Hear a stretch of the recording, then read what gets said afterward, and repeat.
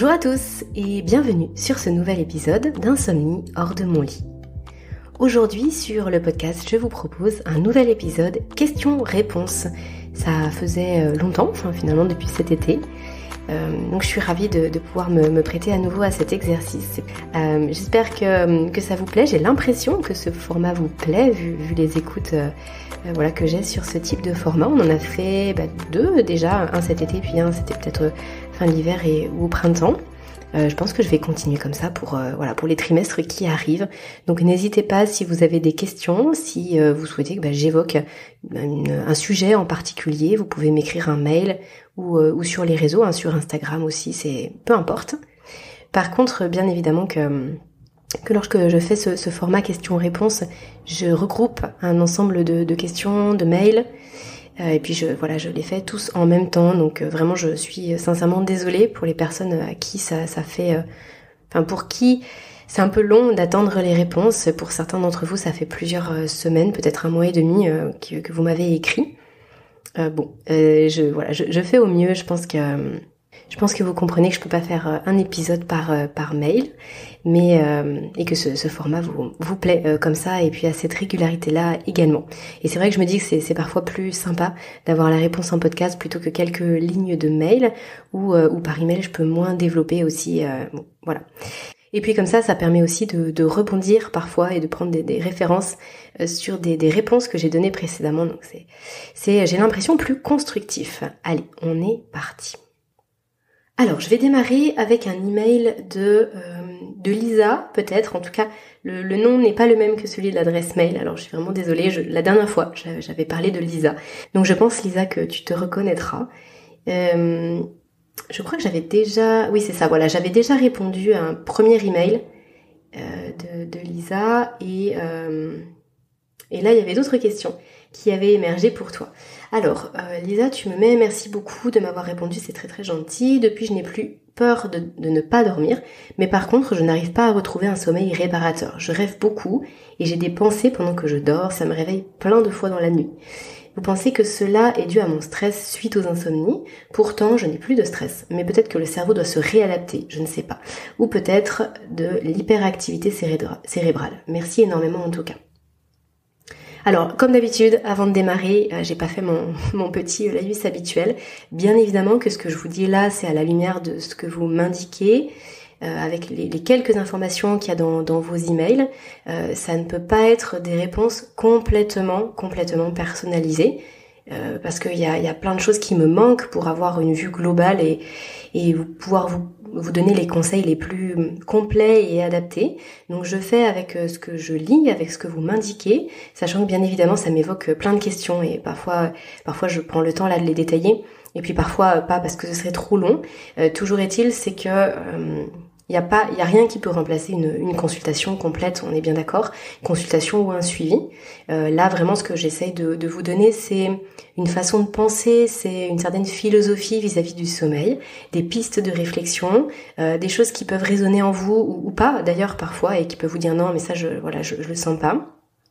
L'idée, c'est bien évidemment que ça vous aide, mais encore une fois, tout n'est pas à prendre au pied de la lettre, tout comme c'est vrai que ce que je vais dire pour une personne peut ne pas être vrai pour une autre, parce que nous avons tous des parcours différents, et c'est pour ça que moi, l'approche individualisée et personnalisée me tient tant à cœur. Mais on peut pas faire ça sur le podcast, et dans un sens, c'est pas grave, puisque ça va venir nourrir certaines personnes, et ça peut être tout à fait suffisant pour sortir des troubles du sommeil. Pour d'autres, ce sera pas le cas, mais là, je vous laisse prendre contact avec moi. Comme d'habitude, je mets toujours les liens de prise de contact en description du podcast. Mais c'est important pour moi de le repréciser pour pas qu'il y ait de confusion et que ce soit que mes propos puissent être mal interprétés.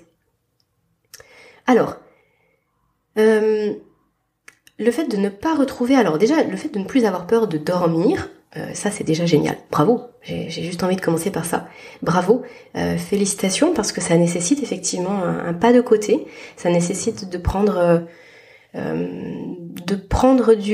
pas de côté, du recul pour voir son sommeil différemment. Ça veut dire aussi qu'il y a des choses qui ont été comprises, qui sont aujourd'hui limpides vis-à-vis du sommeil. Donc ça c'est vraiment super, c'est une très bonne nouvelle. Maintenant, par rapport au sommeil réparateur, moi je mettrais pas ça sur le compte de l'hypervigilance dans le sens trop de stress mental ou la peur de quoi que ce soit. En fait, la peur, quand il y a une crainte, une anxiété, une angoisse de quelque chose, ça se manifeste vraiment au niveau de l'endormissement. Ou alors si par exemple entre 5 et 6 heures du matin, quand là la pression de sommeil elle est vraiment très faible, qu'il y a un réveil parce qu'il y a eu un bruit dehors, parce que une grosse envie d'aller aux toilettes, le conjoint qui réveille, bon, là ça peut être plus difficile de se rendormir si effectivement il y a des pensées qui tournent. Mais en l'occurrence, pour avoir des pensées qui tournent, il faut quand même avoir une angoisse ou du stress. Et là, en l'occurrence, c'est pas ce que tu nous dis. Tu nous dis que là, il y a vraiment beaucoup moins de stress. Il n'y a pas vraiment de raison d'avoir cette hypervigilance mentale. Donc pour moi, c'est pas ça. Ce que je constate très souvent, très souvent même, pour ne pas dire systématiquement, c'est que c'est parce que le corps est éveillé qu'il y a de la place pour les pensées. Et si le corps se réveille, si le corps ne rebascule pas dans le sommeil lorsqu'il y a les micro-réveils. Je fais un bref rappel, vous vous souvenez qu'entre les différents cycles de sommeil, il y a des micro-réveils. Le sommeil, il n'est pas du tout continu, c'est pas quelque chose de linéaire. Il est composé de plusieurs cycles avec différentes phases à l'intérieur. C'est pour ça qu'on parle des phases de sommeil profondes, phases de sommeil paradoxales, etc. Et bien ça, lorsque entre deux cycles, il y a un micro-réveil qui est tout à fait naturel, on ne s'en rappelle pas, ça fait partie de la structure du sommeil. Sauf que quand ce micro-réveil se transforme en vrai réveil, c'est parce qu'il y a quelque chose qui a dérangé le corps. Ça peut être de l'extérieur, ça peut venir de notre environnement, comme je disais, un bruit, mais ça peut être aussi la lumière, ça peut être une odeur, ça peut être ou un besoin physiologique comme celui d'aller aux toilettes par exemple. Mais ça peut être aussi des choses qu'on ne voit pas, qu'on ne peut pas décerner comme ça à première vue. Ça peut être par exemple des bouffées de chaleur. Alors parfois c'est tellement marqué qu'on s'en rend compte, parfois moins. Donc comme le corps ne peut pas avoir une température assez basse, ça le réveille. Ou alors il peut y avoir tout ce qui est gêne au niveau du système digestif. Et là effectivement on peut se retrouver avec des micro-réveils qui se transforment en réveil. Et du coup, le cerveau étant réveillé, il fait ce pourquoi il est programmé, d'une certaine façon, en tout cas conçu. Ce terme programmé est peut-être pas très joli, mais en tout cas, ce qu'il sait faire, son rôle, son job de la vie de tous les jours, c'est penser. Donc, moi, je le vois plutôt dans ce sens-là. C'est-à-dire que quand on se couche pas avec des angoisses, avec des choses horribles qui nous tracassent, qui peuvent nous mettre en danger, et quelque chose de très difficile à gérer, et ça se produit dans la nuit, où finalement il y a plein de choses qui tournent, mais pas forcément une chose en particulier, c'est qu'il faut aller voir du côté physiologique. Et là, il y a plusieurs pistes à explorer, qu'on a déjà vues sur le podcast et qu'on pourrait détailler de façon personnelle. Mais voilà moi ce que ça m'inspire. Et après, le fait de faire beaucoup de rêves, alors là pour le coup je ne te connais pas Lisa, je ne sais pas quel est ton parcours ou ce qui s'est passé pour toi précédemment, mais ça peut venir aussi des médicaments qu'on a pris. Ça peut venir aussi des produits addictifs qu'on a pris. Par exemple, les personnes qui vont arrêter la consommation de cannabis vont se retrouver avec des rêves, voire même des cauchemars beaucoup plus importants, beaucoup plus intenses, et avoir l'impression d'en faire beaucoup plus. Alors, c'est pas qu'une impression, puisque ce type de substance vient modifier la structure du sommeil et réduit presque à néant les phases de sommeil paradoxal. Donc quand on arrête, eh bien il y a comme un rattrapage, comme si le corps il voulait un petit peu rattraper ce qui s'était pas fait précédemment, et donc les phases de rêve, voire même de cauchemar, vont être très intenses, très longues.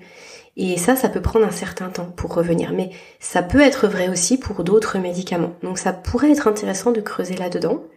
Mais sinon, après, j'ai envie de dire que les rêves, c'est vraiment ce qu'il y a de plus naturel. Le rêve, il permet de se repasser en tête tout ce qu'on a vécu, la veille, ou parfois même l'avant-veille, et de venir trier. On fait l'élagage, en fait. Qu'est-ce qui me sera utile? Qu'est-ce qui ne le sera pas? Qu'est-ce qui doit aller dans la mémoire à long terme? Qu'est-ce qui ne sera pas intégré? Et puis ça c'est le rôle des rêves principalement et de ce sommeil paradoxal. Donc c'est normal d'avoir plein de rêves. Quand on s'en rappelle, en principe, c'est parce que il y a pu avoir un réveil pendant ces phases-là. Donc Donc ça vaudrait le coup de venir voir s'il n'y a pas toujours des réveils à la même heure, enfin voilà, de creuser peut-être à cet endroit-là. Et sinon, effectivement, ça peut vouloir dire que l'activité en question, donc l'activité de la veille ou de l'avant-veille, est trop intense par rapport à notre capacité adaptative. Donc, ce que j'entends par là, c'est que c'est pas forcément négatif, c'est que c'est pas forcément une fin en soi, c'est simplement que il s'est passé tellement de choses qu'il y a besoin de beaucoup de temps de traitement. Soit on se dit c'est normal, c'est une période qui est un petit peu intense dans ma vie, je vais laisser passer 2 ou 3 semaines et puis voilà, ça va se tasser parce qu'il y a des choses très très cycliques qui peuvent revenir, parce que voilà, il y a des fois on sait en fait pourquoi c'est compliqué, pourquoi c'est intense pour nous, et puis on sait que ça va s'arrêter à tel moment. Et parfois c'est pas le cas. On a l'impression que tout est normal et que c'est toujours comme ça et que ça le sera toujours. Et là, ça peut être intéressant de se dire ok, peut-être que j'en demande trop. J'en demande trop à mon corps, à mon cerveau. Il a un peu du mal à traiter tout ça. Ça me demande beaucoup de vigilance, de capacité d'adaptation. Peut-être que c'est le temps de freiner un petit peu, de ralentir le rythme, de prendre un petit peu plus de temps de repos, un petit peu plus de temps d'intégration et de recentrage sur soi. Donc voilà ce que m'évoque cette histoire de rêve. Pour moi, ça génère pas de réveil nocturne. C'est plus là au niveau des rêves, c'est vraiment sur la seconde partie de ta question.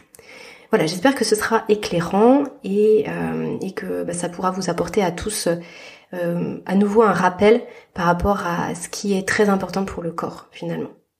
Et encore une fois, peut-être avant de passer à un autre email, les multiples réveils nocturnes, je les vois très très souvent associés à des intolérances ou à des hypersensibilités alimentaires.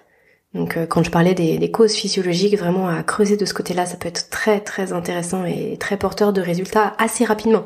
En fait, en quelques semaines, lorsqu'on a isolé les aliments qui peuvent poser souci à un moment donné dans notre vie, on sent un soulagement extraordinaire en fait. C'est vraiment très marqué. Alors, je passe à un email de Julie. Bonjour Aurélie, merci beaucoup pour votre podcast qui m'aide à comprendre mon insomnie. Je ne dors plus depuis 3 mois et je dors très mal depuis 1 an. Ça correspond au moment où j'ai eu le Covid. L'insomnie a été un des symptômes forts de mon Covid et je n'ai jamais retrouvé un sommeil réparateur depuis. J'ai toujours eu des périodes où je dormais moins bien à cause d'anxiété, stress, cogitation, etc. Je ne prends pas de somnifères, je ne veux pas m'attacher à un médicament et développer une addiction. J'essaye des médicaments aux plantes, huiles essentielles, phytose... ça je connais pas, ZZZ Kill, bon, ça doit être un autre complément, mais ça ne fonctionne pas bien pour moi. J'ai essayé l'ashwagandha, 2 doses le matin puis 1 dose, mais mon corps ne supporte pas, j'ai essayé le soir aussi.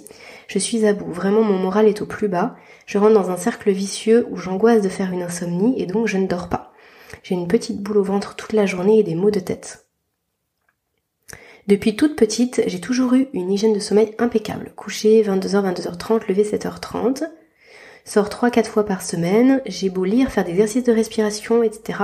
Rien n'y fait, j'ai vraiment peur de ne pas m'en sortir. J'ai commencé des séances EMDR avec une psy du sommeil où l'on travaille sur tous les traumatismes que j'ai pu avoir et qui peuvent être à l'origine de mon hypervigilance ou mon non-endormissement. Au début, j'étais super positive, mais là je suis clairement désespérée. Du coup, je me demande si ça ne vient pas de mon Covid décembre 2021.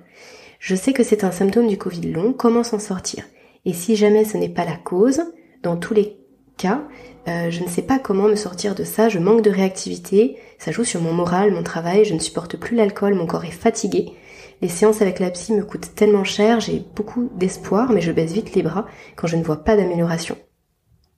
Je ne sais pas si vous pourrez m'apporter vos conseils, belle journée à vous. Eh ben, on va essayer. Julie, alors, beaucoup de choses.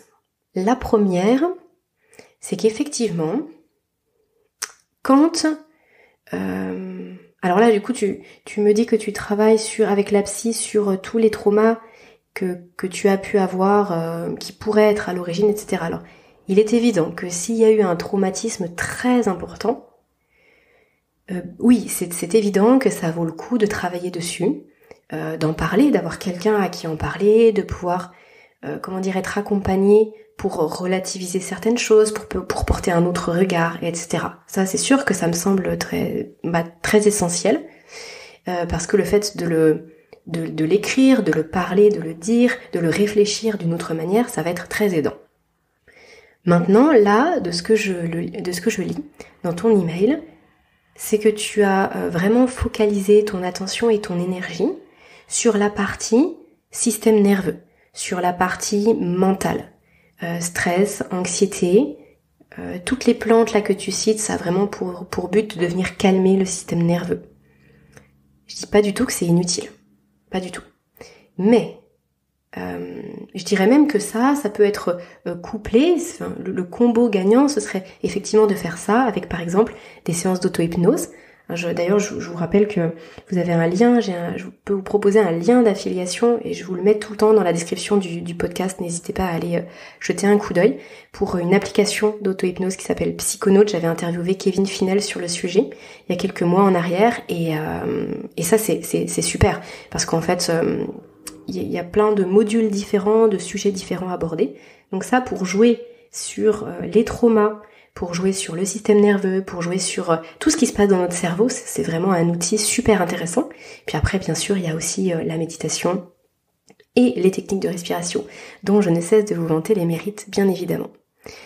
Ça, quand on fait le combo de tout ça, si l'origine du non-endormissement, il est nerveux, mental, le stress, l'angoisse, tout ce qui peut se passer dans notre vie, de façon directe, eh bien ça passe. Encore une fois, c'est très marqué, c'est-à-dire qu'à partir du moment où on commence à laisser un petit peu plus d'espace pour soi-même, où on vient apaiser son système nerveux de par ce type de pratique, ou des plantes, ou des compléments alimentaires, eh bien il y a les fruits qui sont là en fait, ça porte ses fruits.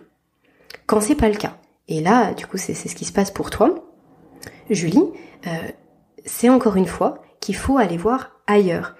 Travailler avec un psy, travailler sur son stress, ses angoisses, c'est bien, c'est utile. Enfin, j'aime pas mettre ce mot bien parce que ça fait comme si je portais un jugement de valeur, c'est ni bien ni mal, mais en tout cas, ça peut être utile, mais c'est insuffisant. Là, avec ce que tu me décris là, et notamment par rapport au Covid, il faut vraiment remettre les choses dans leur contexte. Que ce soit n'importe quelle maladie, ça peut être des situations inflammatoires chroniques, ça peut être des infections, ça peut être des maladies d'origine virale, mais ça peut être aussi du coup une situation stressante chronique pendant 10 ans dans un emploi qu'on déteste, avec un manager toujours sur le dos qui nous dénigre. Voilà, tout ça c'est un stress chronique. Donc là, je parle pas d'un événement traumatique, je parle vraiment d'un stress chronique qui vraiment va entretenir un état d'hypervigilance, va être très sollicitant au niveau système nerveux et au niveau hormonal. Puis je pourrais citer d'autres exemples. Ça vient puiser dans vos réserves. Ça vient affaiblir votre corps à tout niveau. Ça vient prendre dans votre capital vitalité, dans votre capital santé.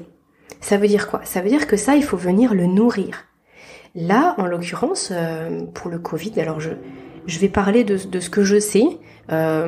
J'ai pas une compétence particulière vis-à-vis du Covid ou de la grippe ou de n'importe quelle maladie virale.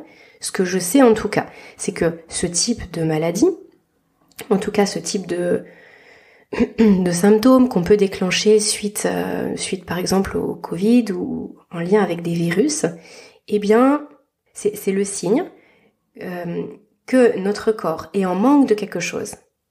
On n'a pas trouvé quoi, on n'a pas encore mis le doigt dessus, et du coup, le problème ne se résorbe pas de lui-même, ne se résout pas. Je vais le dire autrement, je me rends compte que c'est peut-être pas très clair comme ça. Quand on attrape un virus, et vous l'avez vu avec le Covid, là, depuis 2-3 ans, les symptômes, selon les individus, peuvent être très différents. Pourquoi ? Parce que chaque corps va réagir différemment en fonction de ses forces et de ses faiblesses, en fonction de son capital santé, de son capital énergie, en fonction de nos ressources en vitamines, en minéraux, en oligo-éléments, de tout ce qui fait que notre corps va pouvoir réagir par rapport à ce virus. Donc on n'a pas tous le même système immunitaire, on n'a pas tous le même microbiote intestinal qui va venir jouer sur notre immunité, etc. Si à un moment donné, on attrape ce virus-là, et qu'il vient nous créer un trouble. Donc là, ça peut être le sommeil, pour d'autres personnes, ça peut être des troubles pulmonaires, pour d'autres personnes, ça peut être la perte du goût de l'odorat, ça peut générer de la fièvre, etc. Le corps, il va réagir, il va chercher à réagir. Soit il réagit et il arrive à passer à autre chose. Ça voudra quand même dire qu'il a dû allouer des ressources pour ça et qu'il va falloir l'aider à récupérer, mais en tout cas, il a pu passer à autre chose, il avait assez de ressources pour le faire, même si après il va en demander d'autres. Mais parfois, il a carrément pas assez de ressources. Et donc du coup, les symptômes qui sont apparus à ce moment-là, ils peuvent perdurer dans le temps. Et pendant longtemps, si on ne vient pas lui amener ce dont il a besoin. C'est pour ça que quand on présente ce genre de symptômes, que voilà, il y a une épidémie virale et que le corps est mis à rude épreuve, eh bien c'est toujours intéressant de venir lui apporter plus de vitamine D, plus de vitamine C, du zinc, en fait plein de choses. Je pourrais en citer beaucoup, mais ça va dépendre de la personne et aussi de son alimentation. Ce que le corps ne va pas trouver ou va trouver en très petite quantité dans l'alimentation, forcément il va en manquer plus, donc ça vaut le coup de lui en amener encore un petit peu plus. Tout ça c'est forcément à individualiser, mais moi, ce que je constate et ce que j'ai appris, bien évidemment, par rapport au sommeil, c'est que le sommeil, c'est toujours une question de ressources et d'équilibre. Donc là, ça a pu être mis à mal par le Covid, tout comme pour d'autres personnes, ça peut être complètement déséquilibré et complètement mis à plat par exemple une grossesse, un accouchement pour les jeunes mamans. Ça peut être aussi par une douleur, une blessure à un moment donné. Et ça, c'est l'élément de bascule qui fait que, le corps, il doit allouer trop de ressources à un moment donné par rapport à ce qu'il a. On ne lui apporte pas dans la foulée ce dont il a besoin pour bien se reconstruire correctement. Et du coup, ça va perdurer avec des symptômes divers et variés. Et ce qu'on peut constater aussi, c'est que parfois, il va y avoir certains symptômes, mais qui peuvent être mis de côté, qu'on ignore. Et petit à petit, ça va dégénérer avec d'autres symptômes. Et c'est pour ça que parfois l'insomnie, elle arrive comme ça, par effet boule de neige, peut-être 1 an ou 1 an et demi après. Et puis quand on creuse et qu'on remonte à la racine, on se rend compte qu'il y avait plein de signes avant-coureurs qu'on n'a pas forcément su identifier, parce que c'est loin d'être évident, bien évidemment. Et du coup, à un moment donné, ça se transforme comme ça par des insomnies. Je rappelle que le sommeil, c'est une question d'équilibre du système nerveux et d'équilibre du système hormonal. Quand on n'a pas ça, on peut pas avoir un bon sommeil. Bien évidemment, je parle de ça à partir du moment où on a une hygiène de sommeil correcte, c'est-à-dire que même quelqu'un qui aurait ces bons équilibres-là, mais qui, par exemple, prend énormément de café tout au long de la soirée, qui se couche un coup à 3h, un coup à 21h, un coup à 6h du matin, qui consomme beaucoup d'alcool, qui fume beaucoup en soirée, ou qui passe des fuseaux horaires toutes les semaines, bien évidemment que ça va avoir des répercussions sur le sommeil. Donc, pour reprendre, déjà il faut s'assurer d'avoir une bonne hygiène de sommeil. Quand je parle d'hygiène de sommeil, ce sont les bonnes pratiques, les bonnes habitudes au niveau du sommeil, de pas aller à contre-courant de notre physiologie. Pour citer Pierre Dufresne, ça fait longtemps que je l'avais pas cité dans les podcasts, mais j'admire tellement son travail et ce qu'il présente, et il reprend souvent cette expression qui est de ne pas être métaboliquement insultant. C'est-à-dire respecter les règles du vivre, en fait, respecter les règles qui viennent régir notre corps et notre physiologie. À partir du moment où on respecte ça, les choses sont ok. Donc déjà, on respecte notre hygiène de sommeil, les bonnes habitudes du sommeil, et puis après, si ça suffit pas, c'est parce que il y a eu un déséquilibre à un moment donné. Et bien sûr que l'idée, ça va être de venir de rétablir ça, mais pour le coup, ça peut être fait, c'est cas par cas. Donc là, en l'occurrence, il faudrait, Julie, que tu puisses détailler quelle est ton alimentation, quels sont effectivement tes temps de repos dans la journée, peut-être les temps de sieste, quelle est ton activité physique, comment tu es dans le mouvement, comment tu viens interagir avec les autres, comment ça se passe au niveau digestif, au niveau du transit, au niveau de l'assimilation, au niveau de la boisson, ce qu'on boit, quand, comment, il y a plein de paramètres à prendre en compte qui vont permettre ensuite de rétablir tous ces équilibres-là. Donc moi j'ai envie de dire, par rapport à tout ce que tu as entrepris, oui effectivement, c'est très intéressant et c'est super et ça démontre toute ta détermination par rapport à ça. Maintenant, ne pas oublier la base de base, c'est que notre corps, pour fonctionner correctement, il a besoin de ressources. Voilà. Et c'est pas que mental, c'est pas que le regard que je vais porter sur ma vie, ça c'est un élément important, mais c'est pas que ça. Voilà, on peut difficilement se nourrir que d'amour et d'eau fraîche. Donc à un moment donné, même avec toute la bonne volonté du monde, si le corps, lui, il n'a pas de ressources concrètes, si on ne lui apporte pas les choses dont il a besoin, bah, il n'arrive pas à fonctionner correctement. Voilà, je passe à un autre email. Alors là, c'est Elisa. Alors le mail est un petit peu long, mais je vais quand même vous le lire complètement parce que ça permet ensuite de pouvoir donner des réponses qui sont les plus adaptées. En tout cas, j'essaye. Alors bonjour Aurélie, tout d'abord je voulais vous remercier pour le contenu que vous proposez sur votre podcast. Souffrant d'insomnie chronique depuis plus de 4 ans maintenant, c'est la première fois que je me sens réellement comprise. Et les nuances que vous apportez dans votre réflexion ont beaucoup de valeur à mes yeux. Merci Elisa. Le fait que vous ayez été vous-même insomniaque et l'empathie qui en découle m'aide aussi beaucoup. Grâce à vous, j'ai eu ce fameux déclic il y a quelques semaines et ai commencé à mettre en place un certain nombre de choses de manière plus cadrée au niveau de l'alimentation et de l'hygiène de sommeil en général. Diminution du sucre, arrêt définitif du café et de l'alcool, marche en début de journée, pas d'écran le soir. Ok, bah là je fais une petite pause, mais voilà, ça c'est vraiment juste génial. C'est-à-dire que c'est vraiment par là qu'il faut commencer. Comme je le disais précédemment, ça sert à rien de mettre 1 milliard de choses en place si l'hygiène du sommeil est pas correcte. C'est vraiment le B à bas. On commence par ça, on voit ce que ça donne. Si c'est pas suffisant, eh bien là on va creuser, on suit d'autres pistes, et il y en a plein, effectivement. Mais pour beaucoup de personnes, rien que de mettre en place cette hygiène de sommeil suffit. Donc ce serait dommage de s'en priver et d'aller chercher des choses qui correspondent pas en fait. Je faisais déjà des choses en ce sens avant, mais de manière inconstante, c'est-à-dire en alternant entre des phases de surcontrôle et des phases de relâchement dues à la fatigue et au découragement. Ce qui m'amène à ma première question. Ayant un tempérament très perfectionniste, avec une tendance à être dans les extrêmes, j'ai souvent beaucoup de mal à trouver un équilibre entre discipline et plaisir. En effet, quand je vous écoute, vous, avec d'autres personnes, évoquer ces choses-là, des choses à faire pour régler les problèmes de sommeil, il est beaucoup question de discipline, de régulation, de faire attention à, entre guillemets, de ne pas faire ci ou ça, entre guillemets. Ce qui me pousse à être souvent très rigide lorsque je décide de mettre des choses en place. Alors je vais m'arrêter là, je reprendrai après. C'est un point, Elisa, qui est très intéressant de soulever. Donc merci de me poser cette question-là, et je suis contente de pouvoir développer un petit peu, parce que c'est pas évident du tout. La réponse, elle est loin d'être facile. Oui, effectivement, il faut une certaine rigueur. Non, effectivement, il ne faut pas de surcontrôle et de rigidité permanente. C'est vraiment une nuance, c'est un entre-deux qu'il va falloir trouver, mais pas un entre-deux dans la réalisation. Je vais m'expliquer. C'est-à-dire que il faut comprendre, déjà. Et si vous m'écoutez aujourd'hui, c'est dans cette démarche que vous êtes. Donc là, jusque-là, on se comprend. Il faut comprendre le sommeil, il faut comprendre votre sommeil, il faut comprendre ce dont votre corps il a besoin pour pouvoir aller vers le sommeil tranquillement, sans problème, sans trouble, sans y passer des heures et sans avoir 10 réveils par nuit. À partir du moment où on comprend les besoins du corps, forcément qu'il va falloir aller vers ça.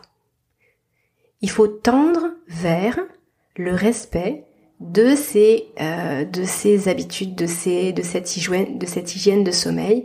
Il faut tendre vers le respect de ce cadre qu'on va se créer pour soi en fonction de ses horaires de coucher, de lever, de à quelle heure j'arrête de manger le soir, à quelle heure j'arrête les écrans, à quelle heure ci, etc. Donc il y a des grandes règles et puis après il y a le cadre qu'on va se faire de façon individuelle en fonction de notre vie, en fonction de nous et de comment notre corps réagit. Mais toujours est-il, c'est que oui, on a besoin d'un certain cadre. Le corps, il aime la régularité, il aime avoir un cadre des références, il aime avoir quelque chose qui se répète jour après jour, c'est très sécurisant pour lui. On ne peut pas ignorer ça, d'accord ? En fait, on oublie que les règles du vivant, elles s'imposent à nous. On l'oublie parce que souvent, dans les premiers temps, quand on fait pas attention à ça, on voit pas de résultats négatifs, on voit rien. Et c'est que au bout de 1 an, ou parfois 10 ans pour certaines personnes, qu'il y a des symptômes qui vont apparaître pour nous dire ça va pas ce que tu fais. Sauf que parfois on fait pas le lien entre le symptôme et notre mode de vie et la façon dont on fait toutes les choses de notre quotidien. Mais les règles du vivant, elles s'imposent à nous, même si on voit pas les conséquences tout de suite. C'est un petit peu comme la gravité. La gravité, on voit tout de suite qu'elle s'impose à nous. L'effet, il est immédiat. Si on se met à vouloir sauter du 5e étage de son immeuble, ça va vite nous rattraper. On va vite, en arrivant au sol avec les 2 jambes cassées, se rendre compte qu'il y a quelque chose qui va pas. Là, c'est immédiat. Donc on se dit, cette loi de la gravité, elle s'impose à moi, j'ai pas le choix de faire autrement. Mais il y a plein de règles, de lois du vivant, on ne voit pas les répercussions immédiatement. Et donc on les oublie. On a l'impression que ça n'a pas beaucoup d'importance, ou qu'on peut faire différemment, qu'on peut faire peu importe. Et quand ça se rappelle à nous, on les a tellement oubliées, les règles qui régissent notre physiologie, qu'on n'arrive presque pas à faire le lien et qu'on n'arrive presque plus à y revenir. Et moi, ce que j'essaye à travers ce podcast, c'est justement vous aider à y revenir, à reconnecter à ça, et à se dire que oui, il faut tendre vers ça. Donc forcément que s'il y a aucun cadre, aucune rigueur, encore une fois, je vais reprendre mon exemple de tout à l'heure, mais vous regardez les écrans jusqu'à point d'heure, vous vous couchez jamais à la même heure, vous mettez le réveil jamais à la même heure, vous buvez par exemple, je sais pas moi, un énorme bol de tisane juste avant de vous coucher, vous avez envie d'aller aux toilettes toute la nuit. En fait, il y a des choses, forcément à faire pour que ça puisse se passer correctement. Et à partir du moment où ça, vous le respectez, tout va mieux. Donc, il faut tendre vers ça. Maintenant, si parfois c'est pas possible, c'est pas grave. Parce que le corps, il a une capacité d'adaptation qui est extraordinaire. C'est-à-dire que même si vous dormez pas une nuit, parce qu'il y avait du bruit dehors, parce que vous êtes chez des amis et que vous n'avez pas pu dormir correctement, peut-être qu'ils avaient des enfants qui vous ont réveillé, peut-être que vous étiez tous entassés dans une même pièce et que c'était pas confortable pour vous, le matelas était... En fait, il peut y avoir 1000 raisons qui font que la nuit, elle n'était pas pour vous. Voilà. Votre corps, il a dit non, moi ça me va pas, toutes ces conditions-là, pas de dodo. Eh bien, c'est pas grave. Le lendemain, vous pourrez récupérer. Et puis il y a aussi des leviers à activer. Comme je disais, là, le temps de recentrage sur soi, les moments de méditation, les moments de calme, les siestes, bien évidemment, sont aussi des leviers à activer pour justement que la journée du lendemain soit pas trop désagréable. Et puis, on reprend son petit rituel et ce qui vous convient le soir, et c'est reparti. Donc en fait, l'idée, c'est de choisir ou pas son sommeil. Quand on choisit son sommeil, on essaye de faire les choses qui vont au mieux. Et encore une fois, c'est pas parce qu'il y a un petit truc qui va déborder du cadre que c'est catastrophique. C'est simplement qu'on tend vers quelque chose qui est le plus favorable possible pour notre sommeil. Et quand on peut pas, on peut pas. Ce sera une prochaine fois. C'est un peu comme ça dans tous les domaines de la vie finalement. On essaye de faire au mieux. Je vais prendre par exemple le cadre de la parentalité qui j'imagine va parler à beaucoup d'entre vous. On essaye d'être les meilleurs parents du monde. Est-ce que parfois on s'énerve alors qu'on n'aurait pas dû ? Oui. Est-ce que parfois on respecte pas quelque chose qui serait mieux pour notre enfant ? Oui, ça peut arriver. Est-ce que c'est la fin du monde ? Non. Tout ça, c'est une question toujours de pas de côté. Et à partir du moment où on sait que dans la vie de tous les jours, on tend vers ce qui est le plus favorable pour nous, c'est d'autant plus facile d'avoir cette souplesse à la fois physique mais aussi mentale de se dire là aujourd'hui, c'est pas grave. Bien sûr que si la tendance elle s'inverse et que finalement 5 jours sur 7, il n'y a pas de cadre, on fait n'importe quoi avec notre sommeil, et puis qu'une fois de temps en temps on se dit bon allez, là aujourd'hui je suis réglo, je respecte. Là non, ça va pas. C'est déséquilibré, on n'apporte pas à notre corps ce dont il a besoin de façon générale, le plus souvent possible, donc il va se rappeler à nous, d'une façon ou d'une autre. Donc c'est vrai que cette histoire de surcontrôle, je pense que ça passe par la compréhension, et ça passe aussi, j'ai envie de dire, par la curiosité. Être curieux. Comment ça va se passer pour moi aujourd'hui ? J'ai fait ça. Je suis vraiment curieuse de voir ce qui va se passer dans mon corps. Puis le reste, je verrai demain. Quand on arrive à passer par le test, l'expérimentation, la curiosité, il y a plein de choses qui lâchent. Voilà, j'espère que ça va vous parler, c'est pour moi vraiment très essentiel. Et après, avant de passer à la suite, il y a aussi un autre élément que je voulais vous partager, c'est le fait que le surcontrôle, souvent quand il est là, il n'est pas du tout là que pour le sommeil. Donc cette façon de fonctionner dans l'hypercontrôle, Là, en l'occurrence, ça s'applique au sommeil et c'est pour toi pas forcément évident de faire ce pas de côté. Mais finalement, c'est quelque chose que j'imagine. En tout cas, c'est souvent le cas, pour pas dire tout le temps le cas. C'est quelque chose que aussi tu dois appliquer à d'autres aspects de ta vie. Le surcontrôle est épuisant. C'est vraiment épuisant pour le corps. Et donc ça peut aussi venir aboutir à une déminéralisation, à une hyper-vigilance, à quelque chose qui est pas du tout favorable pour le sommeil, même si c'est pas en lien direct avec le sommeil. Le fait de vouloir toujours absolument tout contrôler dans le moindre détail de sa vie, c'est absolument épuisant. Mais ça, on va dire que l'épuisement est la conséquence de ce surcontrôle. Mais ce surcontrôle peut être aussi la conséquence d'autres choses. Et ça vaut le coup d'aller creuser. Alors là, je m'éloigne un petit peu, mais j'ai quand même envie de vous parler de réflexes archaïques, de posturologie. Vous savez que j'ai déjà interviewé Mathieu Boulet sur le podcast pour ceux qui ont écouté cet épisode-là, où il nous parle beaucoup de posturologie. Et puis là justement, je rentre d'une semaine de stage absolument génial au centre de naturopathie et d'hormèse, organisé par Pierre Dufresne, où justement on avait comme intervenante Emma Gomez, qui est spécialiste, qui est kiné à la base et qui est spécialiste des réflexes archaïques. Et donc c'était vraiment super de l'entendre parler de tous ces facettes de nos personnalités qui sont en lien avec des réflexes archaïques non intégrés. Je vous ferai un épisode de podcast vraiment dédié là-dessus, parce qu'en termes de gestion émotionnelle, justement de contrôle, de motivation aussi, d'être aligné avec soi-même, et puis tout simplement de perte d'énergie, il y a un lien qui est juste énorme. Et voilà, bon, je vais pas détailler plus que ça dans l'immédiat, mais en tout cas, ça vaut le coup de se dire qu'il y a souvent, encore une fois, c'est multifactoriel, il y a souvent plein de pistes à explorer. Et ça, je pense que ça en fait partie et qu'il y aura des répercussions sur un peu tout, et également sur le sommeil. Alors je continue l'email. Alors le problème, c'est que d'une part, je suis très gourmande, j'aime manger et j'ai du mal à m'arrêter quand je commence à manger quelque chose que je trouve très bon. D'autre part, j'ai tendance à beaucoup culpabiliser si je ne respecte pas les règles que je me suis fixées. Si je craque, que je mange une pâtisserie bourrée de sucre ou si je prends un café à 14h parce que je me sens au bout du rouleau. J'ai l'impression que la discipline aggrave mon état dépressif car je me dis que je n'ai plus le droit aux petits plaisirs du quotidien et que la culpabilité aggrave mes ruminations et mon anxiété liée au sommeil. Avez-vous déjà rencontré des personnes dans ce cas et auriez-vous des conseils pour mieux gérer tout ça ? Rencontrer des personnes dans ce cas, oui, bien évidemment, et j'ai été moi-même la première spectatrice de tout ça pour moi-même, donc oui, je suis très très bien placée pour comprendre ça, et c'est quelque chose que je constate très régulièrement, vraiment, c'est même presque chez tout le monde, alors avec des degrés différents, c'est évident, mais on retrouve ça chez la plupart des gens qui souffrent de troubles du sommeil. Alors je vais reprendre... J'ai du mal à m'arrêter de manger quand je commence à manger quelque chose que je trouve bon. Alors ça, c'est intéressant cette phrase, parce que finalement, effectivement, c'est le fait de trouver bon. L'alimentation, c'est un très vaste sujet. C'est impossible d'être exhaustif en quelques minutes de podcast. Il y a des formations absolument géniales, d'ailleurs, que j'ai pu suivre, là, notamment de Lisa Salis, qui est nutrithérapeute, formatrice, naturopathe aussi, et formée à divers aspects de médecine même orientale, etc.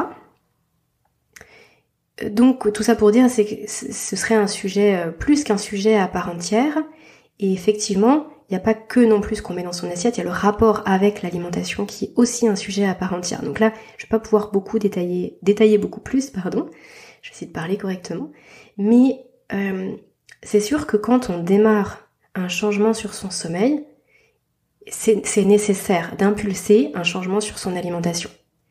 Ça, c'est essentiel.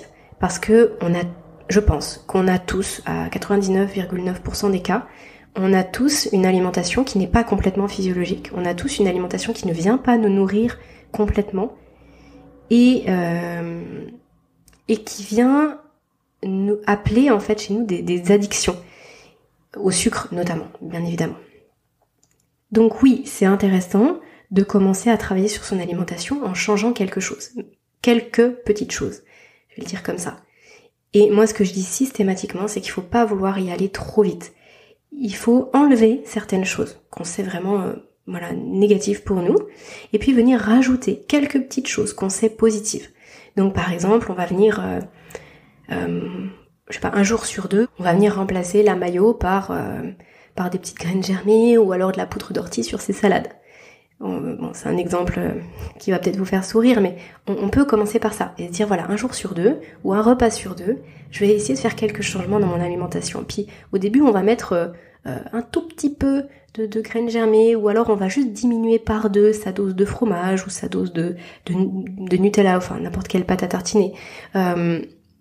Parce qu'on se dit voilà, ça je sais que c'est pas ok pour moi, c'est juste parce que je suis appelée par ça, ce sont des produits qui sont particulièrement addictifs. Donc au début, on vient juste limiter certaines choses, mais pas tout arrêter, parce qu'en fait sur le long terme, quand c'est trop drastique, on n'arrive pas à le tenir, et effectivement ça fait beaucoup culpabiliser, c'est extrêmement stressant. Donc pour l'alimentation, il vaut mieux commencer par ça, et après, c'est aussi très intéressant d'être accompagné, parce que certaines choses qu'on pense être bonnes pour nous ne le sont finalement pas, et on peut mettre des années à s'en rendre compte. Donc ça vaut le coup aussi de solliciter quelqu'un, une naturopathe, quelqu'un comme moi là pour le sommeil, où je parle quand même régulièrement d'alimentation, je suis obligée, c'est tellement lié dans mes suivis, mais ça peut être un médecin fonctionnel, ça peut être des nutrithérapeutes, etc. En tout cas, ça peut être intéressant. Et après, l'idée c'est de se dire, d'être porté vers l'avenir en fait. C'est de se dire, ok, là je suis en train de manger quelque chose qui va pas. Est-ce que je vais ruminer ça pendant l'heure qui arrive, ou est-ce que je me dis, ok, comment la prochaine fois je vais faire différemment? Peut-être que ça passe par ne pas en acheter en fait. Très souvent, je vois des personnes qui essayent de changer leur alimentation, mais qui ne changent en rien ce qu'elles mettent dans leur caddie de course. Du coup, c'est horrible, parce que ça veut dire qu'on a dans les placards plein de choses, mais qu'on se dit qu'il faut pas qu'on mange. Donc c'est beaucoup plus difficile à gérer que de ne pas acheter. Donc à mon avis, ce sont certains conseils pour gérer ça, en tout cas au niveau de l'alimentation. Et après, à nouveau, on peut tendre vers quelque chose, c'est-à-dire on peut se dire, moi 5 jours sur 7, je fais vraiment très attention à mon alimentation, j'ai envie d'impulser quelque chose de nouveau pour mon corps, sans que ce soit trop drastique, mais je fais très attention.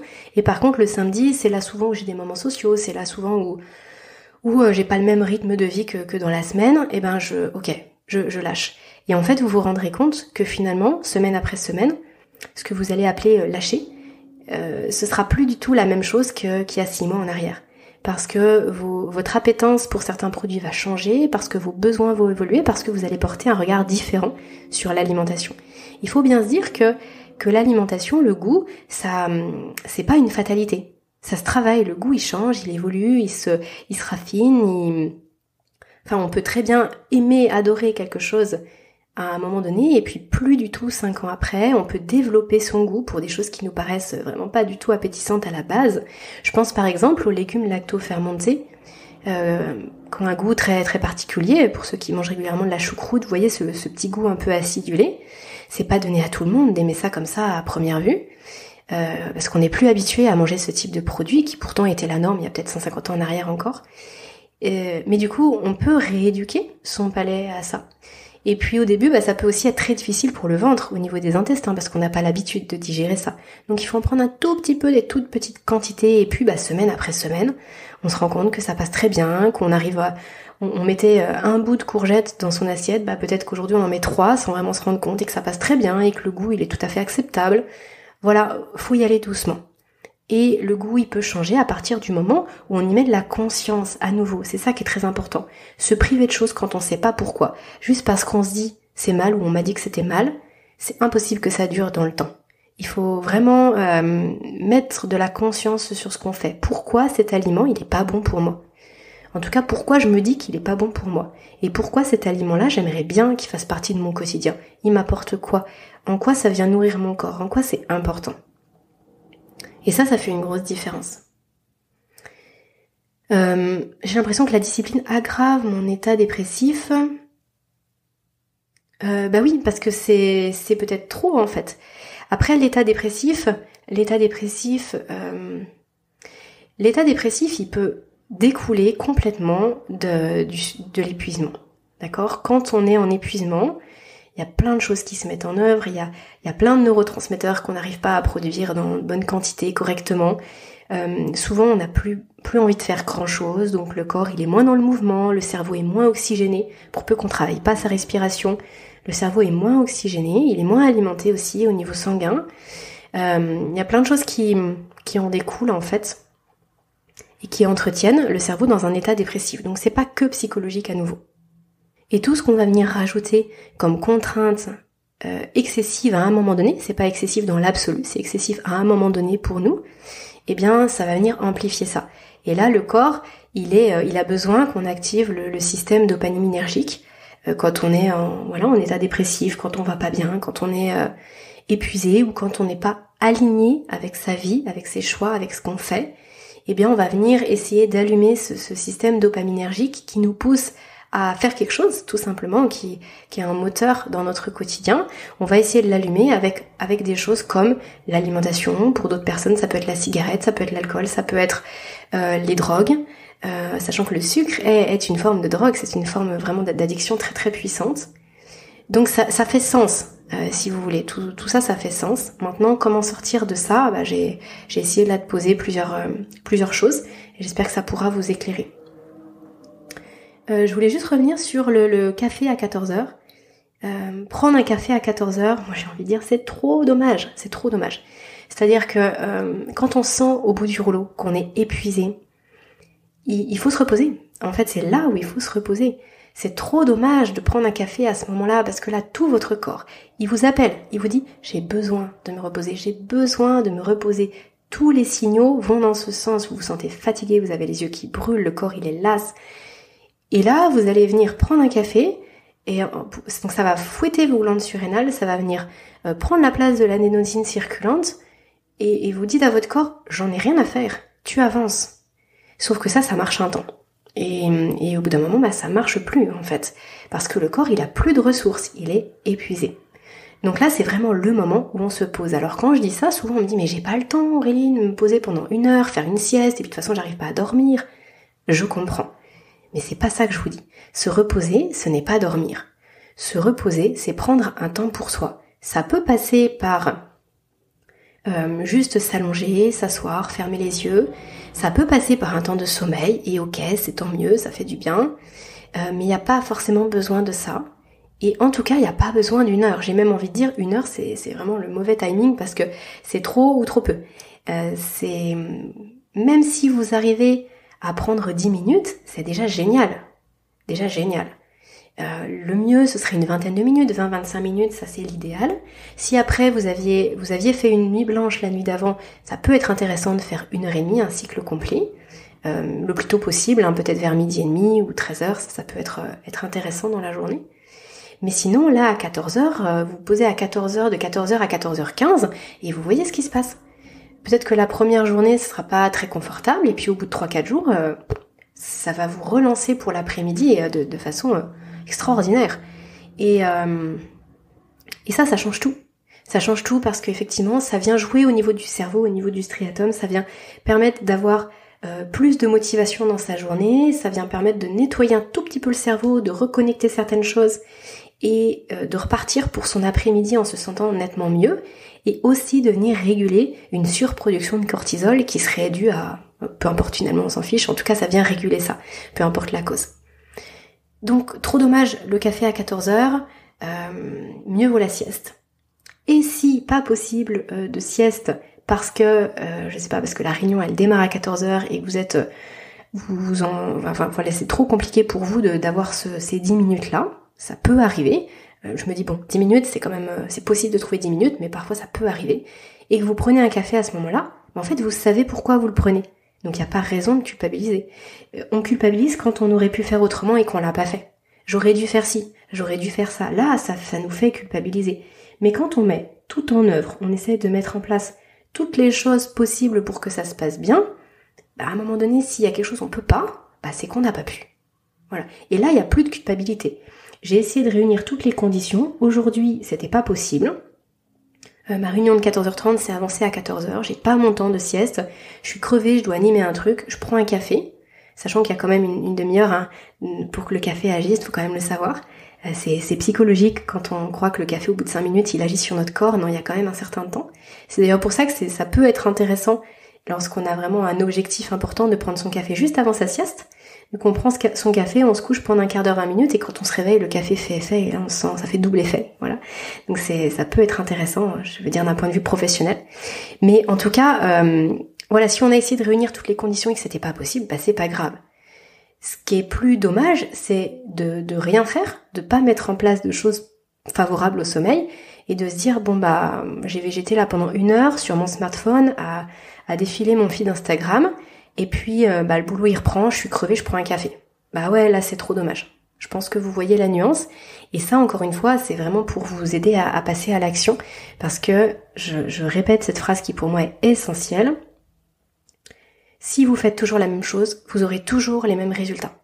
À un moment donné, il faut une rupture. Et je pense que c'est ça que vous venez chercher aussi dans ces podcasts, c'est l'impulsion pour qu'il y ait une rupture dans votre vie, quelque chose qui vienne un petit peu vous aider à passer le cap et à faire les choses différemment. À partir du moment où on vient faire des choses différemment, on peut s'attendre à des résultats différents, pour le sommeil notamment. Alors ensuite, sur le dernier paragraphe, alors je vais pas le lire complètement sur la fin du mail. Mais effectivement, voilà, tu es dans cette démarche de mettre vraiment des choses en place, d'utiliser tous les outils en synergie. Et là, ça fait une quinzaine de jours que je suis dans cet état d'esprit et je constate une aggravation significative de mes insomnies, car je suis encore plus focalisée dessus que d'habitude. Ouais. Mais j'entends que c'est pas facile. J'entends que c'est pas facile. Là, typiquement, donc je vous reprends l'exemple là des accompagnements que j'ai. Parfois avec certaines personnes, une consultation, on débriefe pendant 1h30 et en fait il y a plein de choses qui émergent et ça devient très limpide pour la personne et ça c'est super. Mais parfois effectivement quand il y a cette relation au sommeil qui est intriquée avec plein de choses et qu'il y a vraiment un enjeu émotionnel dans la relation au sommeil, c'est là où les suivis et les accompagnements ils prennent tout leur sens. Parce qu'en fait je pourrais vous dire tout ce que vous voulez là tout de suite aujourd'hui. En fait, il faudrait que je vous le répète demain, puis après-demain, puis après-demain. Et c'est ce qui se passe en fait dans les accompagnements, c'est que de jour en jour, il y a des petits déclics qui se font, il y a des phrases que je vais vous dire et vous allez vous dire ah tiens, ça, elle m'a dit la même chose qu'hier mais elle me l'a pas dit pareil, et ben là ça me parle différemment. Et puis à force de répéter, il y a vraiment des choses qui s'ancrent en fait, qui sont imprégnées après et aussi que vous pouvez vous répéter le soir au moment du coucher ou dans la nuit. Et c'est ça qui fait effet. Donc là vraiment sur cette dernière partie, je vais pas trop m'étaler dessus parce qu'en plus c'est super personnel, c'est-à-dire que je vais pas forcément dire la même chose d'une personne à une autre en fonction de ce que j'entends dans vos mots vis-à-vis de cette relation au sommeil. Donc voilà, je vais passer à une autre question. J'espère Elisa que j'aurais pu t'éclairer au maximum.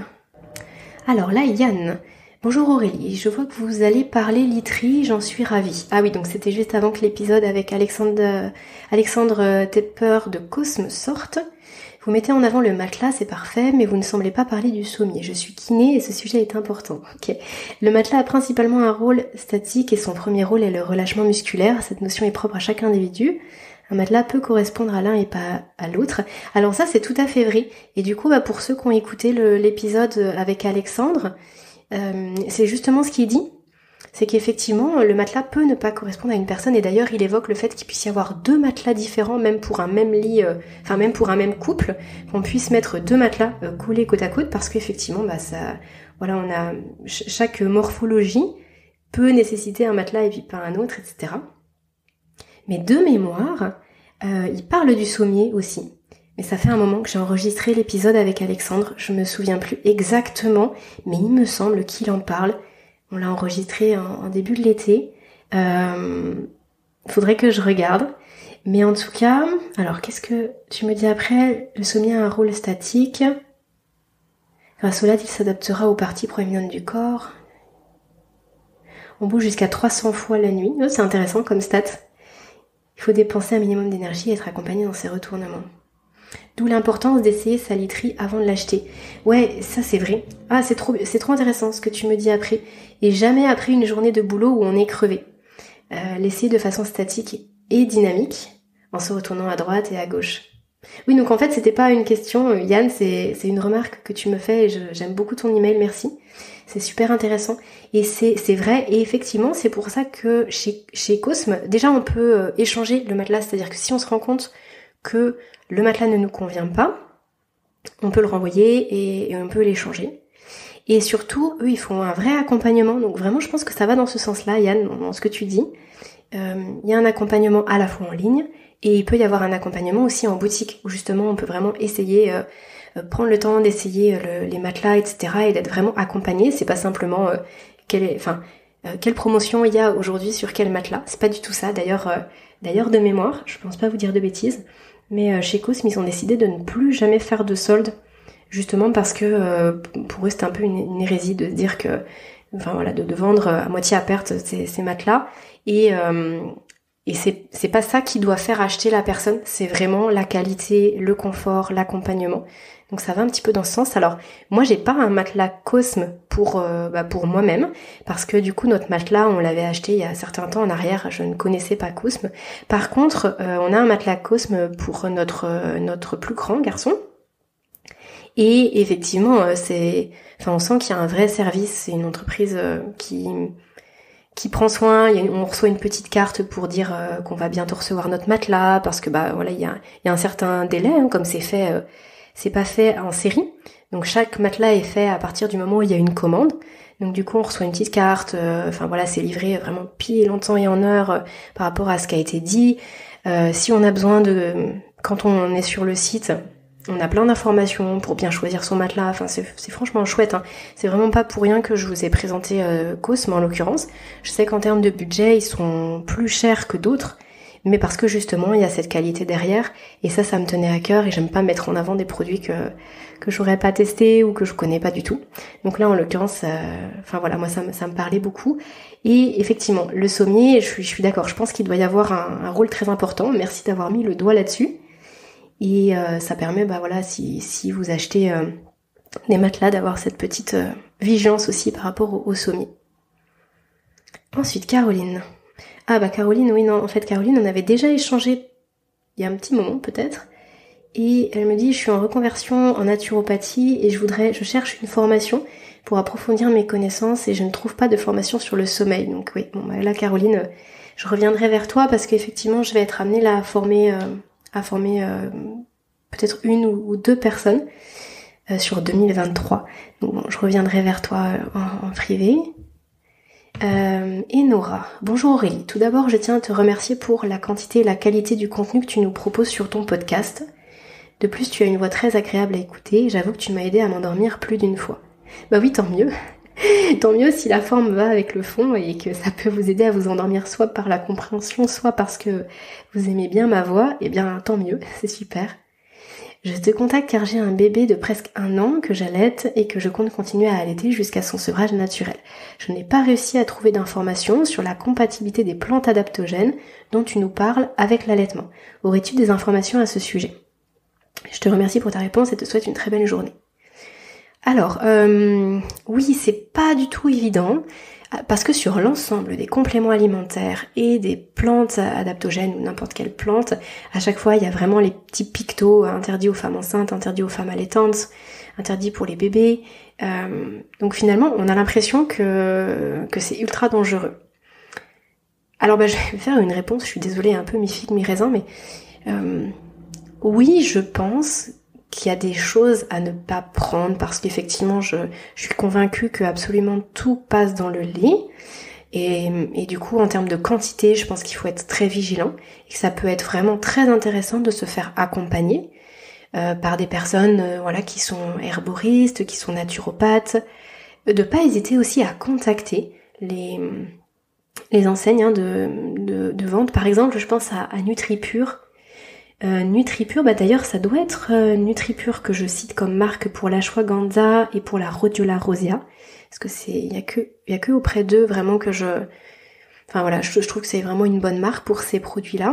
Et en fait, faut pas hésiter à leur écrire et à voir ce qu'ils vous répondent. Parfois ils vont être plus nuancés, parfois ils vont vous dire non, effectivement, vaut mieux éviter. Mais pourquoi il y a toujours cette vigilance ? Cette vigilance, en tout cas ces petits pictos, parce qu'en fait il n'y a pas d'études. Il n'y a pas d'études qui ont été menées là-dessus, parce qu'on n'expose pas volontairement une femme enceinte ou un nourrisson à certaines substances. Enfin, en tout cas, on devrait pas, on devrait jamais, et on devrait effectivement prendre beaucoup de précautions Et voilà, faire très attention parce que comme je le dis, tout passe dans le lait et il peut y avoir vraiment des effets secondaires, même pas forcément immédiats, hein, ça peut être à moyen ou long terme.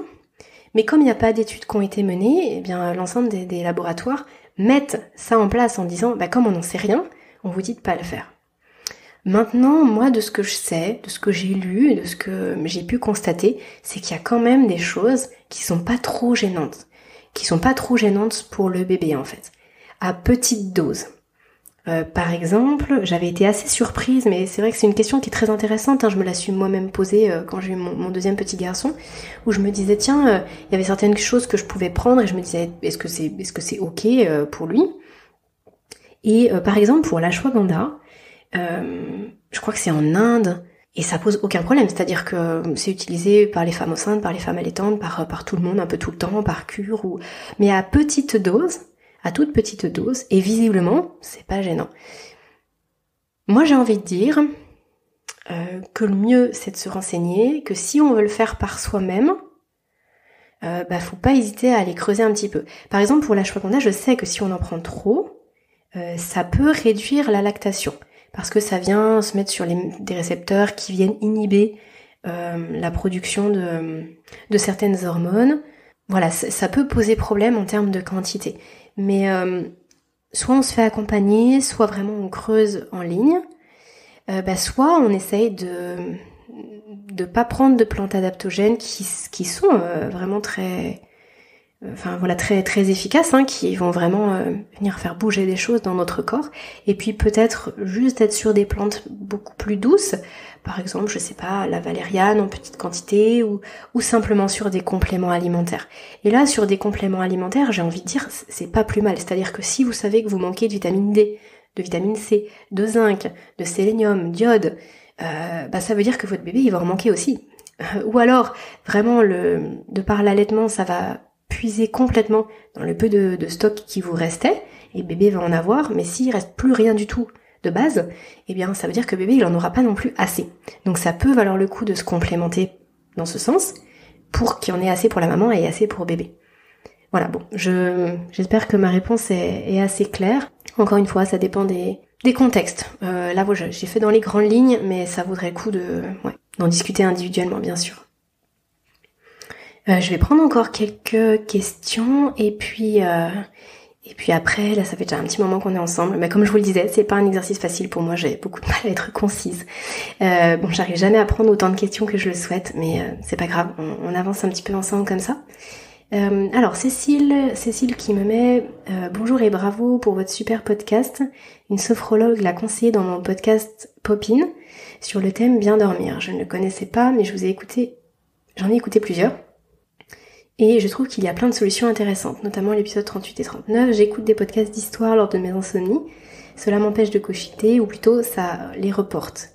Donc ce n'est peut-être pas la bonne solution, mais en même temps je passe une insomnie plus agréable. Oui, ça c'était pas une question, mais je me l'étais noté parce que j'avais envie de rebondir dessus, simplement parce que là il y a tout dans ce message et c'est super intéressant.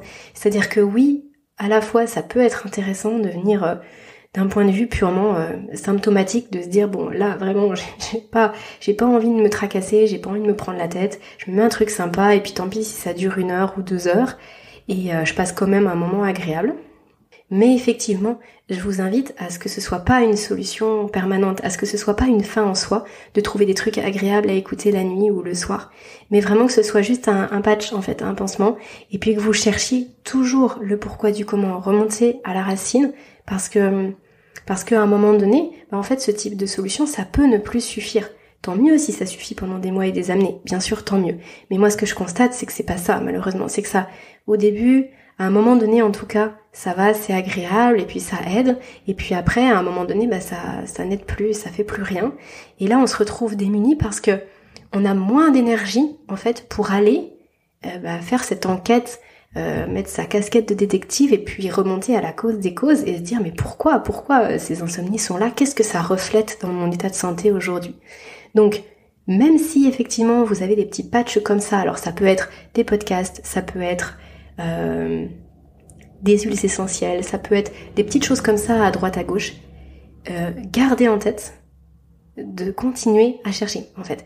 Gardez en tête que ce n'est que un petit pansement et qu'il y a d'autres choses à trouver. Si bien sûr ça revient régulièrement, je dis pas ça, si vous prenez à un moment donné quelques huiles essentielles parce que vous faites 3 nuits dans l'année qui sont pas terribles, bien évidemment qu'on n'est pas dans ce contexte-là.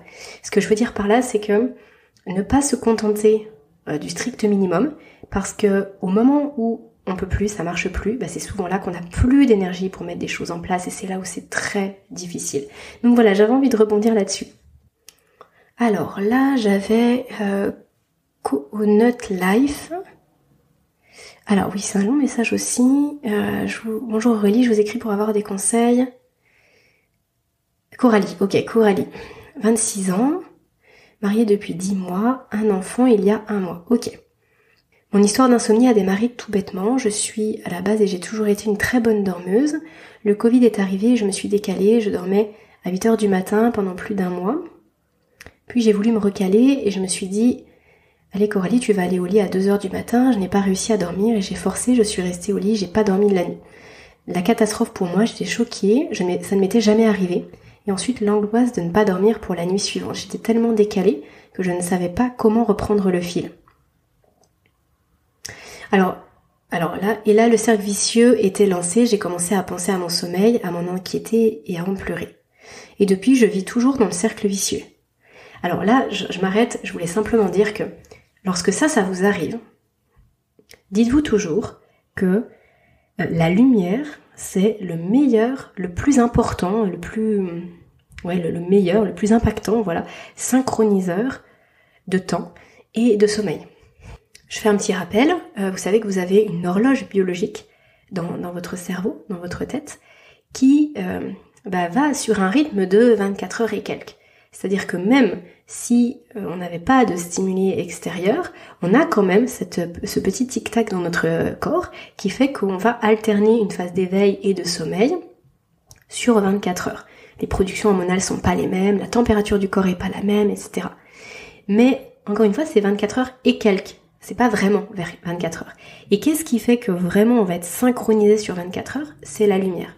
La lumière, elle va permettre de venir resynchroniser systématiquement notre horloge biologique. Donc de façon naturelle, un petit peu chaque jour quand il y a besoin, mais aussi quand on est complètement décalé. Donc pour les personnes qui aujourd'hui m'écouteraient, parce que justement, je sais pas, un gros décalage horaire, pour des raisons familiales, professionnelles ou peu importe, se retrouvent complètement décalés et voudraient se resynchroniser, le plus important, ça va être de voir la lumière du jour et de faire très attention aux écrans le soir. Et ensuite de venir activer son métabolisme le matin. On parle de la température, on parle de l'activité physique, on parle de justement accompagner ce pic de cortisol qui doit avoir lieu le matin pour ne pas être là le soir. Et donc vraiment c'est le matin que ça se prépare. Moi je dis toujours, la nuit elle se prépare dès le matin quand on pose un pied par terre. Et voilà, tout ça peut bien sûr s'individualiser, mais s'il y a bien des grandes lignes qui fonctionnent généralement pour tout le monde, c'est bien ça, par rapport à cet aspect-là de l'hygiène de sommeil, que ça commence le matin. Donc si un jour ça vous arrive, pensez bien tout de suite ça, sans trop réfléchir et sans trop attendre surtout, pour ne pas se retrouver dans un cercle vicieux. Alors je suis allée voir un médecin du sommeil qui m'a dit de remettre en place des horaires fixes, surtout l'heure du lever, on est pile dedans. Il m'a dit que l'heure de l'endormissement, on ne peut pas la contrôler, mais par contre, pour resynchroniser son horloge, on peut jouer sur l'horaire du lever et ensuite s'exposer à la lumière. Bon, j'aurais dû lire ça avant. Bon, c'est pas grave, ça fait un bon rappel. Quand le sommeil ne vient pas, on se lève, on ne reste pas au lit et on s'occupe à des choses banales. On est pile poil dedans, là, je suis tout à fait en accord avec ces conseils-là. Et on répète ça jusqu'à avoir des résultats. Malheureusement, j'ai commencé et je craque à chaque fois trop vite. Et voilà, on est 2 ans plus tard. Ah oui, donc là tu dis tu craques trop vite, dans le sens où j'imagine que tu restes au lit et que finalement tu mets pas en place ou peut-être l'exposition à la lumière. Par rapport à ça, du coup, ça me fait penser à l'agenda du sommeil. Ça peut vraiment être intéressant de tenir un agenda du sommeil parce que justement ça évite de craquer. On se dit j'ai fait ça pendant 5 jours, allez, j'essaye au moins de m'y tenir sur 1 semaine. Et puis du coup on voit visuellement ce qu'on a fait, pas fait. Ça peut vraiment être très intéressant d'avoir un agenda du sommeil pour ça, pour suivre. Et puis après, c'est pareil, quand on comprend l'enjeu, c'est beaucoup plus facile de se dire je vais faire ça parce que je sais que c'est bon pour moi. Je ne veux plus rester comme ça, je souhaite que tout s'arrange pour moi et pour ma famille. Que me conseillez-vous? En sachant que le médecin m'a dit que je ne l'ai jamais fait sur le long terme. Bah, je sais pas là en fait. En fait là j'ai rien de plus à conseiller à part éventuellement se faire accompagner, encore une fois, par peut-être quelqu'un en local, peut-être que d'aller dans un cabinet, peut-être avec une naturo ou un naturopathe. Régulièrement, mais ça peut être aussi un réflexologue, ça peut être aussi une personne qui vient apporter du soin, ça peut être une masseuse aussi, ça peut être, peu importe, quelqu'un avec qui régulièrement, comme si on venait un peu rendre des comptes, ça aide à se motiver, à mettre en place des choses sur le long terme, se faire accompagner sinon en ligne, peu importe. Mais en tout cas, je vois pas d'autres solutions parce qu'effectivement là du coup, tu sais ce qui ne va pas, tu sais ce qu'il faudrait faire. Et tu le mets pas en place, donc effectivement c'est pas simple. Donc là, à part se faire accompagner, j'ai pas d'autres conseils particuliers au-delà de ce que je viens de dire là. Là j'essaie de mettre en place heure de lever fixe 8 heures, si j'ai pas dormi à cause de mon bébé, petite sieste, donc ça ok. Travailler sur mes angoisses et la peur de ne pas dormir, les ruminations. Ouais, ça c'est un peu vaste effectivement, travailler sur ces angoisses, bref. Je vais pas détailler là, mais oui, il y a quand même une petite nuance que je voudrais apporter, c'est le fait de mettre un horaire fixe à 8 heures. Je dis effectivement que c'est intéressant de prendre la lumière naturelle du matin, donc forcément si on se lève à midi, c'est pas possible. Mais par contre, ça c'est uniquement pour se recaler. D'accord? C'est-à-dire que là, ça correspond, pour moi, ce conseil-là, il correspond à la situation là que tu évoques lorsque ça s'est désynchronisé pour toi. Là, ça fait 2 ans. Te forcer à avoir un horaire fixe, ça peut être beaucoup trop stressant. Ça revient à ce que j'avais pu dire sur les TCC et les restrictions du temps de sommeil au lit. Moi, je suis pas pour. C'est pour ça que je disais la dernière fois, je suis pour dans certaines circonstances, mais pas tout le temps. Et en cas d'insomnie chronique, je suis pas pour. En fait, c'est extrêmement stressant. C'est-à-dire que le corps, à un moment donné, il lâche, on s'endort, et finalement, on s'astreint à se réveiller. Alors qu'en fait là, la resynchronisation, c'est pas la priorité du corps. En fait là, la priorité, c'est l'apaisement du système nerveux. C'est le fait de pouvoir récupérer des forces. C'est le fait qu'il puisse se passer des choses dans notre corps pendant qu'on dort et qui va venir aider à rééquilibrer tous les systèmes.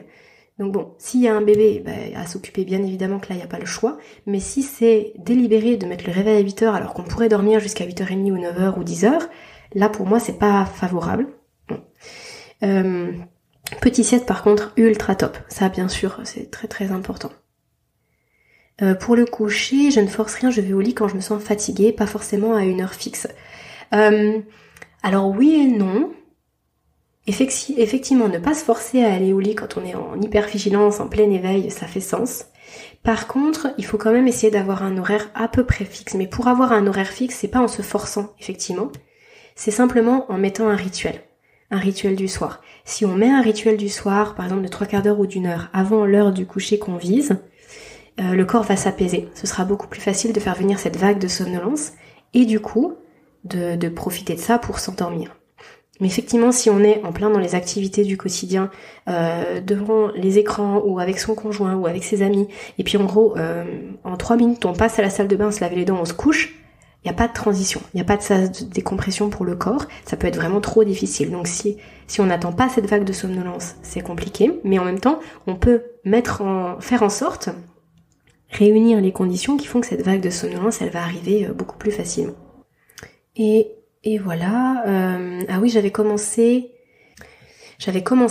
une TCC, j'ai vite compris que c'était pas pour moi, ça m'a généré trop de peur, ça accentue mon manque de lâcher prise. Ok, bah ouais, là-dessus je peux comprendre, je suis vraiment d'accord, dans le sens je suis d'accord, c'est pas que je suis vraiment d'accord ou pas d'accord, mais je le constate tellement souvent que ça ne me surprend pas, voilà, c'est dans ce sens. Bon, bah voilà, j'espère que là ça aura répondu aussi à pas mal de questions. Après, là encore Coralie, il faudrait creuser plein d'autres choses. Mais dans les grandes lignes, voilà ce que je pouvais en dire. Bon, je vais m'arrêter là pour ce podcast aujourd'hui. J'espère que tout ça vous aura aidé comme d'habitude. N'hésitez pas à me faire des retours aussi par rapport à ça, si vous aimez ce format, si vous souhaitez qu'il y en ait plus, si vous aimez pas du tout, que vous trouvez que c'est trop impersonnel. Voilà, je pourrais l'entendre aussi. Voilà, vraiment c'est important pour moi de savoir ce que vous en pensez. Jusque là j'ai l'impression que ça vous plaît, donc je pourrais aussi éventuellement en faire plus si vous le souhaitez. Donc n'hésitez pas à m'écrire en ce sens et à me dire ce que vous en pensez. N'oubliez pas que si vous souhaitez soutenir mon podcast, vous pouvez le faire en notant, en partageant, en venant nous rejoindre aussi sur Instagram. Grâce à Constance, on publie tout le temps, toutes les semaines, enfin tout le temps non, mais toutes les semaines on publie très régulièrement sur le feed Instagram pour pareil, essayer de vous apporter des conseils, vous faire penser à certaines choses, permettre d'explorer certaines choses, et c'est la même chose dans la newsletter. Là j'ai parlé de la gémothérapie. Dernièrement, j'essaye chaque mois d'aborder un sujet différent que je vais pas forcément traiter dans le podcast, mais qui bien sûr vont vous permettre à vous d'avoir une vision la plus globale, la plus holistique possible vis-à-vis de votre sommeil. À très bientôt, à dans 15 jours, et d'ici là, prenez bien soin de vous.